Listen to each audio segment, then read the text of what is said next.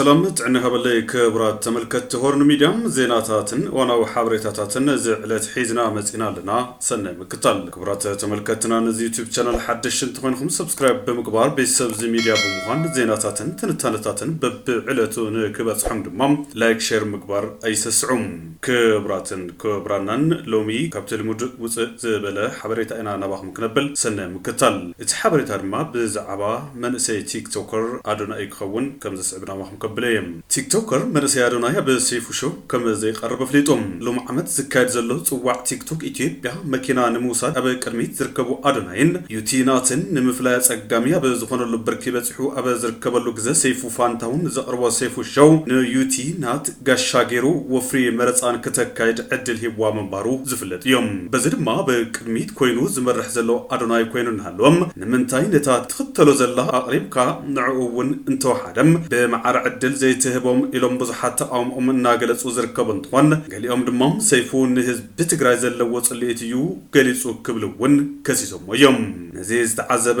أساسايس سيفو شو زخون سيفو فانتاو تماليم أدوناي قاشا خوين خاب بمقرب وفرم روتني كتكبر تقليها إلو صاوعيت أقرب نير يوم يخون مبار تيك توكر أدوناي قاشا خوينو قرب فقارنيا كما زي خونه كرم حزي زي نسوز حقزهم منأسي منتان كالوات سباتون نك حقزهم قاشا خوينون قرب حاتيت وكما زنبرن بأقبابون كزراربو كما زيك على يوم أدوناي لو مرفاد ملسيه بزلم من سي أدوناي بأمريكان كندان ناي سدتي وات كمرح دحر مصنا حبز عمتنا بعدو زمص خوينهم سبات دحر بايت عوت نك خونن نزي خونن عبي مخنيات كما زخونم زير ما سبات زفتولنا مننت كوينو جن نعرسنا صلاقي زخون مننت بمخانم زي مقوح وصنا حقوس زخون هيوت كنمرح كم نخل نعرسو مرأيا بمقبر بمحبراو ميديا من نقاقحي زراباتات بمهب ببزحات تفتاونت زترفن بمرحت هايمانوت انكي ترفون قوسا زرخبم كمون سعنتون نافت رازمز زلو من سيوم ابزغن دمام قل تقاروا بميديا وزيوم أدوناي كمرز يبونون إلهم وفريكا كايرو كوانتن بروم بزغر مكونتات دمها بدقنا بإثيوبيان زنبرو ايرتراويان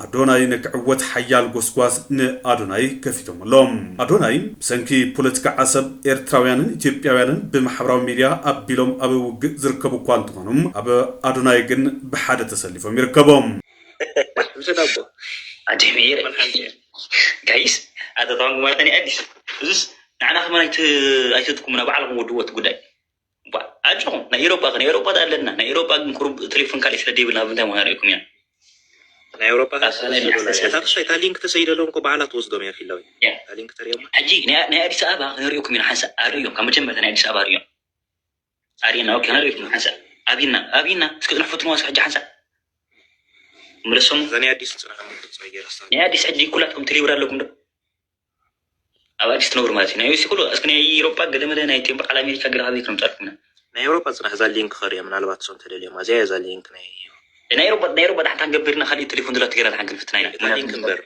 من البات أو عم بيوم سلاه ردوا ودخلوا كذا أوكي أريم فتالي اللينك زي أوروبا جلوبال جليز ولا أوروبا قال تجارود مام يترف دقاف كقل صلو من النتو من تلوم تجري أيقونم بال نبي معدل منت أتيوم كتريو أزيو زسمبد كوينو يخاطر خبام بزخونم مكينا من وسدا بزبل نحن نحزر كبو أدوناين يوتيناتن بسنكينة الشلمات زدال وزلو تكال زغتلو زلو قلص النزقولو مسرح مرجان سيفو شو زتبهالو الكسب نتاتن حنحيتهم نبي ميديا قريبو على محتت مقبار سعيبو أبا منقو أمزلو فلالاين ناس أبا مامتيلهم أبا قرباد مات وفري مرسات أو كما زبل من جتاتي حبرهم أدوناي أبي زم حلالفو ملقت دمام أنا مرصني إلى قسقاس أي جبرن سرحين سب الناين رأيو بعلو هزبي كمرص أن يقبلون ملسيه بلام أبي قدناتات قولو الشيط عديتات ن أدوناي انت مريضهم قولو بنصا أشكر كرتي تاخسد مام من سي أدوناي انت مريضهم بنصا كنسا فروكم إنا قبلو هزبتات إثيوبيان بيهرون هايمانتون أبي قمت كيئتو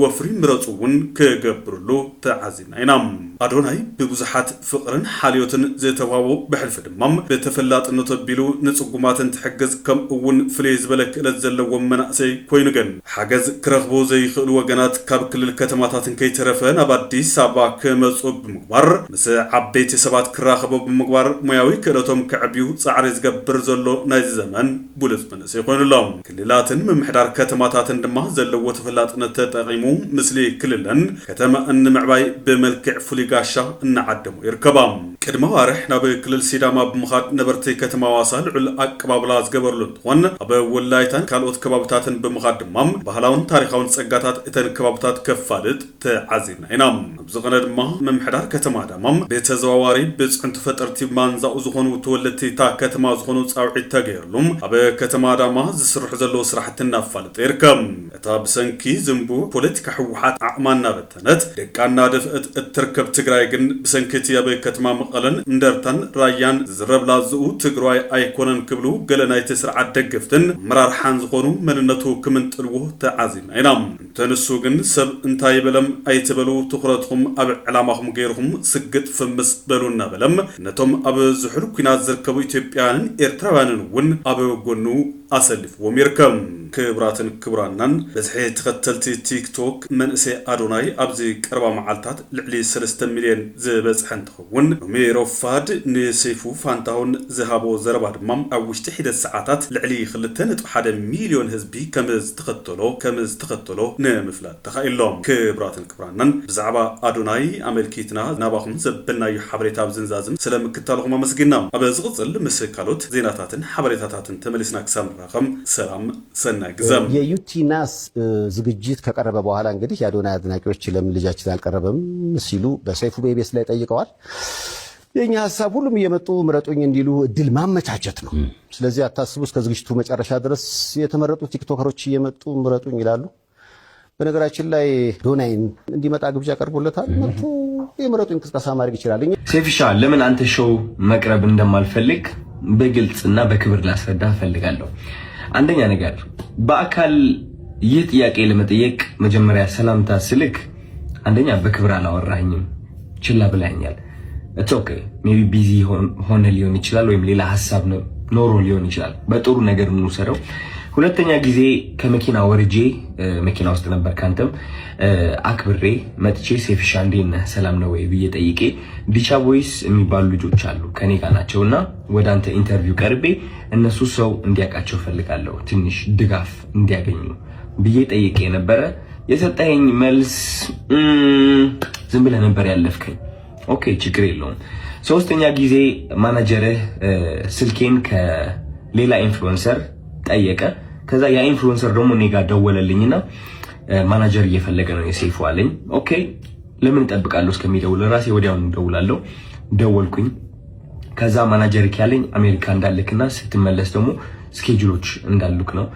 which ይገባኛል። ይሄም ሪስፔክትፉል ቢዚ የሆንክ ሰው እንደሆንክ እርግጠኛ ነኝ። ትልቅ ነገር ነው ያንተ ሰይፉ ሾው ማለት ነው።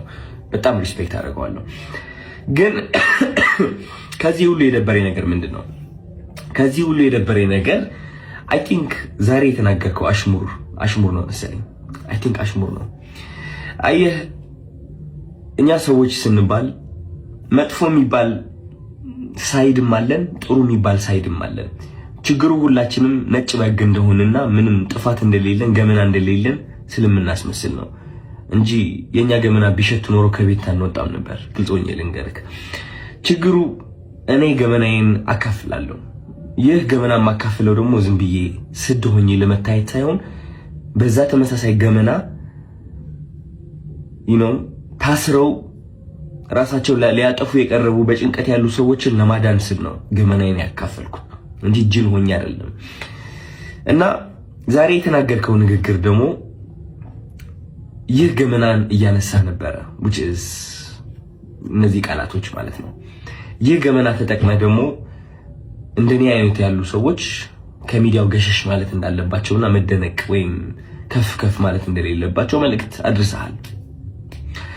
ሰው ችግሩ ምንድነው መሰለክ ሰይፉ፣ የተናገርከው ነገርና ተግባርክ አንድ አልሆነ። ምክንያቱም ገመና ከሆነ ወይም ደግሞ በጥሩነት ከሆነ በነጭ ወግነትና በእኔ ጥሩ ነኝ ምንም ጎደሎነት የለኝም ከሆነ ዮናስ ወይም ደግሞ ዮኒ ማኛ ወደ ኢንተርቪው አታቀርበውም ነበር።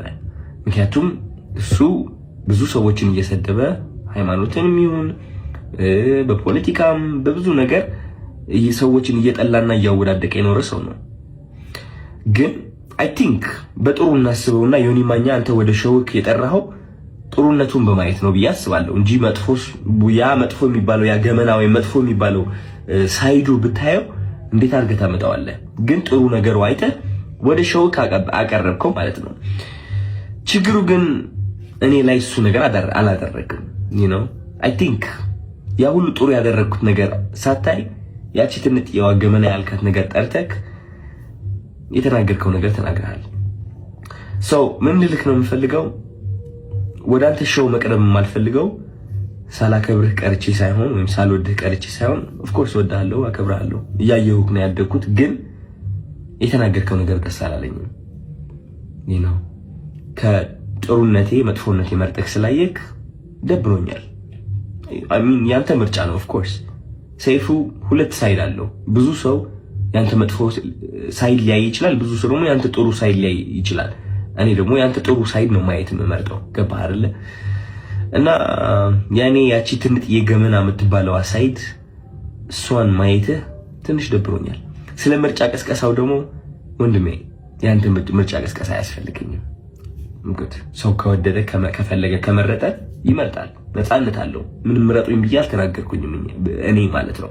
መኪና ባሸንፍ ብሸንፍ ሽልማቱ ቢመጣ ባይመጣ እኔ ዓለማዊ የሆነ ነገር ኦሬዲ ተለያይቻለሁ። ባለባበሴ፣ ባነጋገሬ፣ በፀጉር ስታይሌ ዓለማዊ የሆንኩኝ ሰው ልመስል እችላለሁ። ኦፍ ኮርስ ዓለማዊ ነን ሁላችንም፣ ግን ከመንፈሴ ጋር ግንኙነት አለኝ። ሰው ይህ ዓለማዊ ነገር ሊያስደስተኝ ወይም ሊያሳዝነኝ አይችልም። የሰው ጭብጨባ ወይም ደግሞ የሰው ጥላቻ ሊያወድቀኝ ወይም ከፍ ሊያደርገኝ አይችልም። ኦሬዲ ወድቄ ነበረ፣ አሁን ተነስቻለሁ። ሜቢ ልወድቅም እችላለሁ። ከዚህ ዓለም ነገር ተላቅቄያለሁ። ምክንያቱም ዋናው ስቃዬ እዚህ ዓለም ላይ ነበረ። ምርጫ ቅስቀሳ አያስፈልገኝም እኔ ልልህ ፈልጌ ነው። እና ሜቢ የሰው መጥፎ ነገር ለይተህ ትንጥ የእሷን ከምታጎላት ጥሩ ሳይዱን አይተህ ብታደንቀው አይ ቲንክ ጥሩ ነው ብዬ አስባለሁ። ምክንያቱም እኔ እሱን ነው የምመርጠው። ዮኒ ማኛ ብዙ ነገርን ቢሰራ እኔ የማይለት እቺ ጥሩ ነገሩን ነው which is አንዳንዴ ያስቀኛል። ገባህ አይደለ? መጥፎ ነገር ከማይ ማለት ነው። ምንም ምለው ነገር የለኝም። እወድሃለሁ።